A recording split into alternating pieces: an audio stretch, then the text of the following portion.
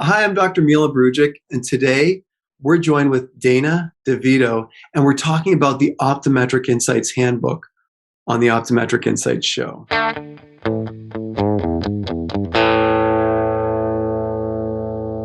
Dana, thank you for being back on the show. Your last podcast was awesome. You can't imagine all the comments that we received from it. And I think the coolest part about it is you're a student. I think sometimes seasoned clinicians have perceptions about the next generation of optometry. And I think you proved a lot of those individuals wrong by your passion for optometry and, in particular, potential ownership opportunities within the profession. You're now in your fourth year and you're kind of starting to feel out what the opportunities are outside of the profession. Tell us a little bit more about that. Yeah, well, first off, thank you, Mila, for having me on again today. Opportunities are out there for private practice, like students who are hungry to get into it. There's ample opportunity, and I think it's podcasts and things like this that help the rest of the population kind of understand where students are at, where their heads are at, and kind of what we're looking for and will come out. So I think this is a great opportunity to do that. Well, you've had such a leadership role in the business side of optometry within optometry school. I know that we shared on the last podcast, you're part of the Solution Conference with students from private practice clubs all across the country, and it is a really energizing environment. Saying that, Dr. Kading and I had always heard about the want and the need from students for a handbook. Like, every single time we ask, hey, would you like a handbook that just kind of takes you through some of the professional development stuff outside of the didactic training on things that you could utilize to prepare yourself professionally after optometry school? And every student we talk to about, they're like, yeah, we wish we had that. So Dana, we were talking about this a little bit earlier, but Dave and I are launching our Optometric Insights student handbook, and it's scheduled to launch 12/12/2022. So you're going to have access to that as a student. There's going to be no cost, no anything. We want to give back to the students. We want you guys we want to share with you the things that we wish we knew. But there's some things that we go in there, Dana. Like, so for example, Dana, do you know how to calculate income tax? Like how that actually works? I mean, I have a rough idea, but no, I couldn't fully explain it to you right now. No. Well, here's the cool thing. Like in the book, or in the handbook, we're going to share with you how to calculate that out. So when whatever your compensation package may be when you graduate, you're actually going to know what that means at the end of the day after taxes kind of come into play. So you'll be able to budget for kind of what you want to do later on after schooling. So Dana, some of the things that we talk about too are finding opportunities, and you're in that process right now. How successful are you? Are you kind of starting to feel things out and figure out some opportunities? Are you starting to kind of feel those phone calls a little bit?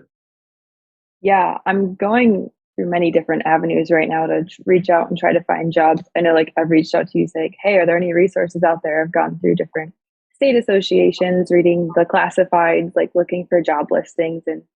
But a big part of what I'm kind of relying on right now are the connections that I did make during school and all these different events that I tried to do during school. So yeah, it's hard. Like, you have to be creative with it, but I'm really relying on those connections right now to try and make something happen. Dana, that's one of the ways that you can do that. There's other ways that we even talk about in the handbook to kind of build those connections and build those interactions with practitioners that maybe don't have an offering on a website or a classified or something like that. And they maybe have opportunities, but they don't necessarily even know how to get that word out. So we kind of talk through that process as well too. And the other thing we talk about too, Dana, is the optometry business model. Like, what does it look like when dollars are coming into the practice, when dollars are leaving the practice? And what does that mean with the practitioner at the end of the day? We've kind of are dicing all this out because we literally want to share with you guys the things that we wish we knew when we were in optometry school. So you're going to have to look at contracts pretty soon here too, Dana. Like assuming that you can join in with somebody. That's another big thing. Like, I mean, does that make you a little bit nervous when you're thinking about looking at a legal document that's kind of, you're signing your name on there for a position or an opportunity at a practice? It's definitely nerve-wracking. I mean, we went to optometry school, not law school, right? So so understanding that can be difficult, but I mean, everything you've mentioned so far, the contracts, the understanding taxes, that's something we don't get during our time in optometry school. I mean, you can try to seek it out as much as possible, but it would be very nice to like have that as an accessible, easy to read resource from someone who has done it themselves and who's like actively doing that. Yeah. Well, Dana, you can answer this question or you can not answer this question. But do you, by chance, do you have student loans that you're taking out right now? I'm in a unique situation, so I'm not very worried about that right now. But I know like majority of the students out there like definitely have a lot of student loans. That's one of the strategies we talk about as well too, Dana. Like we realize that's a big kind of concern for a lot of students. For me personally, when I was in optometry school, that was one of the concerns that I had as well too. I actually graduated the year after 9/11 happened. So it was, regardless of what anybody says about like difficult times or financially unstable times or however they kind of, we always seem in our own world, in our own bubble, we're kind of going through the toughest time. We realize that maybe people haven't kind of gone through this process, but we go through the strategies around student loans as well too, because we know that's a biggie. So yeah, Dana, we're excited to get your eyes on it. 12/12/2022, you can register or pre-register for the book at our website, optometricinsights.com. You can enter your information. You'll get an email 12/12/2022, and you'll be able to download the ebook, and you'll be able to print it as a PDF or view it as an ebook as well. So it'll be cool. You'll be able to have access to that pretty soon. I can't wait. I mean, honestly, like starting off in first year, I didn't have a lot of experience in optometry in general. And coming in, I had an idea I wanted to do private practice.